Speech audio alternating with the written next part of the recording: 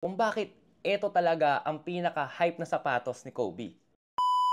Yo, what's up mga idol? Ako nga pala si Jello at ito ang mabilisang performance review para sa Kobe 6 All-Star. You got this! Finally mga idol, after few weeks of playing with this Kobe 6, mabibigay ko na rin yung thoughts ko para sa sapatos na to. At tulad ng dati, simulan na natin sa timbang. Timbang nga na itong Kobe 6 mga idol is 389 grams lang. Magaang na to para sa size 11 na sapatos. Well, sa unang hawak ng sapatos ay mararamdaman mo na agad na magaang talaga siya, especially pag suot mo na ito. At syempre, isusunod na natin ang traction. Para sa traction, tong Kobe 6 para sa akin ay solid 4.5 out of 5. Talaga naman tong Kobe 6 mga idol ay worth it para sa 4.5. Both lateral movements ay cover ng amazing traction na itong Kobe 6. Hindi lang yun mga idol dahil yung mga sudden cuts mo at syempre yung mga emergency brakes or yung mga sudden brakes kayang-kaya na itong Kobe 6. Yung kapit niya sa hardwood hindi naman ganun kasakit sa ankles natin. Actually, smooth as butter yung transition na ito whenever I do full brakes. At first talaga duda ako dito sa outsole pattern na ginamit nila dito sa Kobe 6. Feeling ko hindi siya makapit pero I was wrong. Siguro ang downside lang nitong Kobe 6 hindi siya for outdoor use. Kasi una sa lahat, hindi ito nakatag as XDR and pangalawa, medyo pricey talaga to.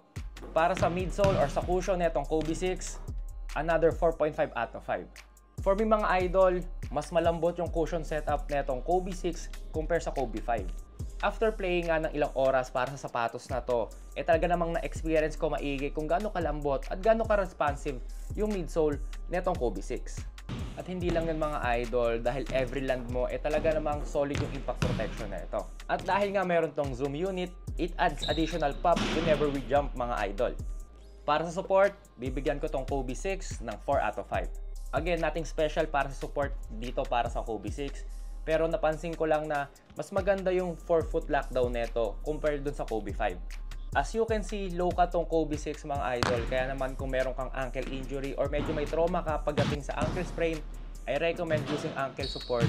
Para sa sizing, I went with my normal size which is size 11 and for me, true to size siya. Kaya naman para sa mga tropa natin dyan na tulad ko na narrow-footed, going true to size is the best talaga. Pero para sa mga tropa nating may kalaparan yung paa, adding half a size up should be okay. At para sa SRP, tong Kobe 6 ay nagkakahalagang 9,895. Medyo may kamahalan siya pero ang mas bad news dito, hindi siya readily available sa mga retailers natin dahil ang hype nga nitong Kobe 6 ay grabe and syempre sold out agad to. Meaning kung gusto mong